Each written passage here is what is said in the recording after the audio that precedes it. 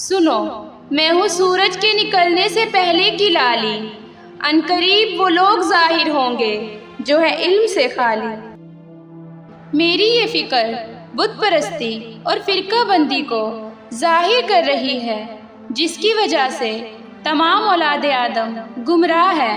میں یہاں یہ بھی بتا دوں کہ دنیا میں جتنے بھی جھوٹے پیشوا ہیں، میرا ان سے کوئی واسطہ نہیں۔ اگر واسطہ ہے تو ایشور کے کلام اور شری کرشن جی کی ہدایت سے، حضرت موسیٰ کی ہدایت سے، گوتم جی کے عمل سے، یسوع مسیح کی ہدایت سے اور میرے مولا نبی اکرم کی ہدایت سے۔ امام مہدی کے متعلق جو قیاس آرائیاں ہیں سب غلط ہیں۔ لوگوں نے انہیں جو نام دیے ہوئے ہیں اور ان کی ذات کے بارے میں جو قیاس آرائیاں ہیں کہ وہ کون سے خاندان سے ہوں گے، یہ سب جھوٹ پر مبنی ہے۔ بس حقیقت فرمانے خدا اور فرمانے رسول سے سن لیں۔ سورۃ توبہ آیت نمبر 32۔ وہ چاہتے ہیں کہ اللہ کے نور کو اپنے منہ سے بجھا دیں اور اللہ تعالیٰ انکاری ہے مگر اسی بات کا کہ اپنا نور پورا کرے، وہ کافر ناخوش رہیں۔ سورۃ صف آیت نمبر 8۔ وہ چاہتے ہیں کہ اللہ کے نور کو اپنے منہ سے بجھا دیں اور اللہ اپنے نور کو کمال تک پہنچانے والا ہے، وہ کافر برا مانے۔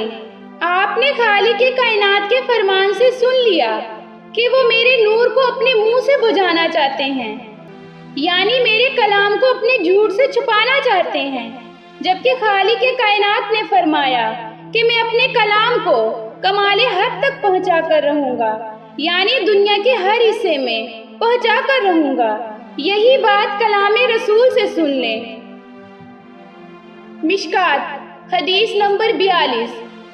حضرت مقداد سے روایت ہے کہ انہوں نے نبی اکرم کو فرماتے ہوئے سنا، اللہ روئے زمین کے ہر شہر و بستی کے ہر گھر میں کلمہ اسلام داخل فرما دے گا، خواہ اسے کوئی عزت کے ساتھ قبول کر لے یا ذلت کے ساتھ زندہ رہے۔